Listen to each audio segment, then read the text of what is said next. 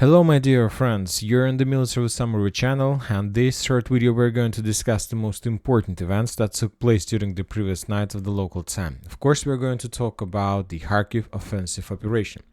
During the previous day, during the previous night, the previous evening, we received significant number of updates, details about the current situation, about the Russian offensive, about the forces that were involved, about the Ukrainian situation in defense, about the Russian situation in offensives, and so in many other things. And today is the second day, and as we understand, the Russians will continue their offensive operation. They're not going to stop, and probably, most likely, during the upcoming day, we're going to receive additional updates about further Russian progress, and additional villages and settlements will be captured by the Russians, obviously. So I believe that it's good, and it's good to, let's say, summarize everything we received for the previous day, to see this on the screen and to create some picture in our minds. And so that's why let's start summarizing everything, and let's start discussion. According to information we have and according to geolocations we received, the Russians launched, let's say, 4 or 5 waves of attacks, 4 or 5 roads of attacks, more precisely. Let's start from the western one. According to information we have, the Russians launched their offensive operation on the line Zhuravlyovka towards Kudiivka and towards the town by the name of Goptovka. And as a result of that offensive operation, according to the Russian military expert Ryber, the Russians established complete control over the village by the name of Goptovka and Kudiivka. So this is the first wave of attack. This is the first road of attack. The second road of attack took place in a very big, powerful foothold between, let's say, to the north of Kharkiv, to the north of Liptsy. And this is the biggest foothold that the Russians managed to establish control over during the previous day and the previous night. So in this direction, the Russians were moving during many directions. The first one was like in direction of the town by the name of Strelechna, and yesterday we have already discussed that the village was captured by the Russians, but yet we haven't received even a single geolocate confirmation of that. Furthermore, the Russians were attacking the Ukrainians through the fields using these roads of attack, and we have geolocation confirming that the Russians were moving here. The Ukrainian sources published the video of a significant number of FPV drone strikes on 2 Russian personnel carriers. As I understand, those personnel carriers were abandoned by the Russians. The Russian infantry landed in the area and most likely captured some forest, maybe in this area or something like this, and after that the Ukrainians destroyed those abandoned, let's say, vehicles. We have a lot of geolocations confirming 100% control by the Russians of the village by the name of Pilna.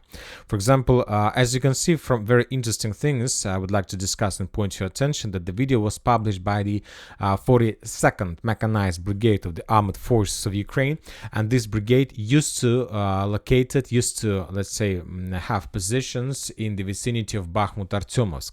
So most of those strikes were geolocated by, let's say, the sources, by the different centers. And as we can see, that was the second road of Russian attack, Pilna, and then further to the south. And also we have reports that, let's say, if we summarize everything, if we, let's say, follow different channels and many other things, including pro-Ukrainian sources, including pro-Russian sources, including Russian military experts, and many other things. But as a result of clashes during the previous 24 hours, the Russians captured the villages like Strelechna, Krasnaya, Marhavets, Alinovka, Pilna, Borisovka, and so all these towns and settlements were captured by the Russians. For now, we have just one geolocate confirmation of Pilna and Russian attempts to cross the border to the north of Krasnaya. But this morning we got report that the Russians managed to stabilize the front line in this area, and that the clashes currently are taking place in the village by the name of Gluboka. So this one, it's very difficult, let's say, area to capture, because there is like water barrier, and it's very difficult how to attack. Maybe the clashes are taking place just in the farms to the north of the water barrier. So that was maybe the reports that we received. But anyway, the Russians continue advancing without any stop, without any attempts to stabilize the situation. Just they're moving, and most likely during the next few days we will color every single town we just discussed and read. Now we're moving further, and according to information we have, the Russians launched an offensive operation on the road Sereda-Zelena, and as a result of offensive operation, the Russians managed to establish complete control over this village as well. So we see that, at least if we summarize everything, if we make some, say, additional arrows, we can make a conclusion that this is probably the global scope of Russian attack. The white lines with the arrows, is the Russian attacks. Like I said, 3 roads of attacks, and the Russians are trying to establish complete control over the line, let's say over the settlements that located on top of this yellow line, and they want to establish control over Male Prokhody, Veliki Prokhody, Liptsy, and Slobozhansk. So this is the, let's say, the tactical, operational tactical, let's say, goal of this small group of army. I'm not sure the number of forces in this area, but this is exactly what they're trying to achieve. The second operational area is Vovchansk, and we have, as you can see, we have also adjusted the map because during the previous night we got geolocations confirming the Russian control over Plytionovka and over Halychina. So there was the FPV drone strikes videos that we still haven't added a map, but before the next video we will do this. So this territory is 100% control, 100% sure control under the Russians, Hatyshina and Plytionovka. The Russians haven't entered Vovchansk, and the sources reported that the Russians also established complete control over Ogurtsova. This is the village by the name of Ogurtsova. So if we summarize everything, we see that the Russians got as close as possible to Vovchansk itself. During the previous night, Vovchansk was under very heavy fire. We have a lot of videos confirming, let's say, FAB strikes, FAB 1500.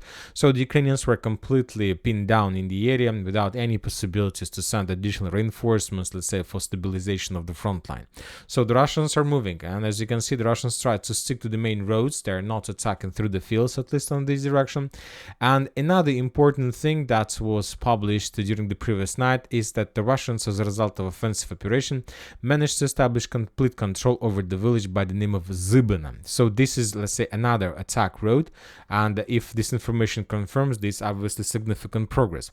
And I would like to remind you that just yesterday we discussed that the Ukrainians, or the Russians, I believe Ukrainians, or maybe the Russians, I don't know for sure, destroyed the bridge between Zybina and Vovchansk. So, and most likely they destroyed the bridge because they, I think Ukrainians, or maybe the Russians, destroyed the bridge because they didn't want to allow the Ukrainians, let's say, to send additional reinforcements, or if the bridge was destroyed by the Ukrainians, they didn't want to allow the Russians to attack Vovchansk from the, let's say, eastern flank. Anyway, at least 2 geolocations from the area, which give us a lot of food for thinking. And if we summarize everything about this direction, about Vovchansk direction, we can also draw some global scope arrows showing that currently the Russians are trying to attack Vovchansk from the west, and the Russians are trying to attack Vovchansk from the east. So another pincers, and with the purpose to half encircle and to break through the Ukrainian defense belt. So as you can see, the Russians are using at least two pincer attacks. The first one against Liptsy, the second one on Vovchansk. So this is the things that the Russians are trying to tried to implement during the previous 24 hours, and most likely today they will continue. Furthermore, important update is coming from, let's say, from Donetsk River, and today the sources during the previous day, or before the Russians launched this offensive operation, the Russians destroyed the bridge, the main bridge that Ukrainians were using to supply and support from one side of Seversky Donetsk River to another, the bridge that Ukrainians were using for rotation, evacuation, and many other things. And because of the fact that the bridge was destroyed, now the Ukrainian logistic collapsed. Maybe there are some pontoon bridges to the south. Maybe there are some, let's say, smart Ukrainian generals who understand this critical situation. But if there is no more bridges in this area, then the Ukrainian logistic used to be, let's say, the Ukrainian roads of supply used to lay along this line, let's say, from one between Vovchansk and Kharkiv. And if the bridge was destroyed, and if there is no more bridges or pontoon bridges, or let's say roads, let's say, above Seversky Donetsk River, then Ukrainians are forced to start logistic using this road. Of course, it's not critical, but now the logistic shoulder was increased by those actions. So of course it will lead to some and problems with all the things. Furthermore, the Russians continue bombing and attacking, and we have very interesting video from Kharkiv itself. A person from Kharkiv was, let's say, in the building, let's say, equipment, and he was filming the, let's say, borderlands. And as you can see from his phone, he was made a video, and we see that there was very heavy clashes. This video was published yesterday. We see very heavy clashes exactly on Liptsy direction. So more and more sources confirmed about additional Russian progress.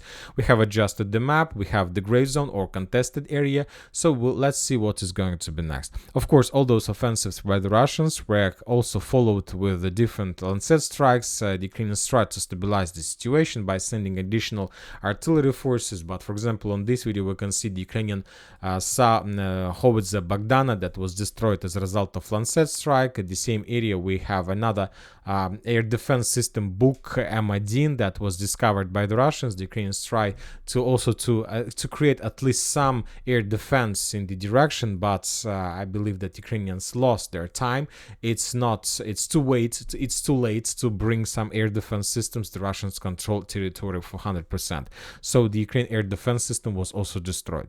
So this is the situation on the beginning of the 11th of May of 2024. Today we're going to receive additional updates, additional progress by the Russians, and we will, let's say, make every necessary adjustments on map as well.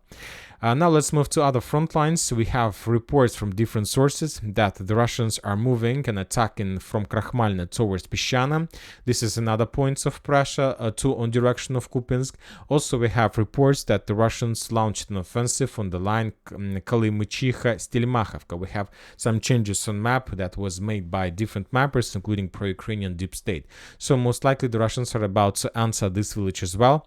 And as we understand, the main Russian goal using these two roads of attack is to get to Sinkova and to get to Oskol River, and basically to cut this direction in two pieces, the northern Kupyansk direction and the southern Kupyansk direction.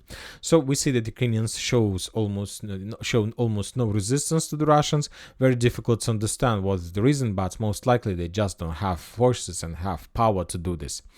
Chasiv Yar direction, we haven't received anything interesting, just regular updates, so we will bypass for now. And we are moving to Krasnogorovka-Pervomayskaya direction. First, we're going to start with the fields between Nivoysk and Pervomaysk. According to different mappers, the Russians established almost complete control over the artillery pocket. And if we summarize reports from different mappers, this is approximately the territory of Russian control by the beginning of 11th of May. So most likely during the next, let's say, day, the Russians will improve their positions. Furthermore, we continue receiving updates from Nitailova, more precisely from the western part. We have geolocations confirming Ukrainian FPV drone strikes on Russian forces in the area, which confirms significant Russian progress and significant control, and most important, geolocated confirmed progress. And the sources reported also that the Russians currently launched a clearing operation of the farms that located to the south of Nitailova. So once again, the Russians are about to establish complete control over the village, and after that they're going to begin the battle for Karlovka and Karlovka water reservoir. Very interesting details are coming from Krasnogorovka. Today, the sources reported that for now we are not adjusting the map and not adding the gray zone, but according to different Russian sources, as a result of offensive operation, the Russians established complete control over the park, over Shevchenko Park, this one. And if this information confirmed, then this is going to be complete collapse of the Ukrainians. And let's say we can start maybe even counting hours before Krasnogorovka falls. Maybe this is going to happen today. Counter-artillery duels on the south Donetsk direction. Urozhaina, no changes during the previous 24 hours, as well as Rabotina, no changes during the previous 24 hours. The situation, as you can see, is very difficult for the Ukrainians. Another air defense system, Buk M1, was discovered and destroyed by the Russians in Zaporozhye direction. I'll remind you that just yesterday we discussed how the Russians destroyed Patriot system. Now today another air defense system.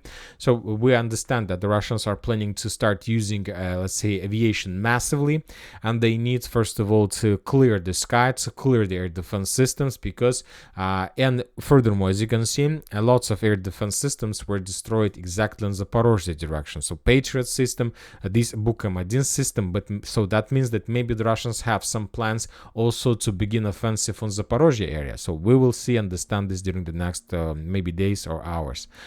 Furthermore, the sources reported that the Russians have introduced not the entire army, not everything they have on the northern direction. In Kharkiv area, according to information we have, the Russians still haven't introduced significant group of significant army, very big army in Sumy direction, and most likely maybe during the next few days the Russians will launch an offensive in Sumy area as well. So we will wait for this, maybe in a day, maybe in a two, or maybe this is some kind of reserves that the Russians will start using or sending to Kharkiv. Anyway, sooner or later we're gonna understand this. The Ukrainian sources reported that currently they're trying to, let's say, create and to train additional 10 brigades. It's approximately 35,000 soldiers, and most likely these 35,000 soldiers will be sent to the border with Russia with the purpose to slow down the Russian offensive and not to allow the Russians to break through the Ukrainian defense belt and to capture additional territories. And that's it for the short video. Military Summary channel reminds we condemn any violence in the world. Thank you for watching. Subscribe to my channel, put your likes to my Patreon, and have a good day. Bye bye.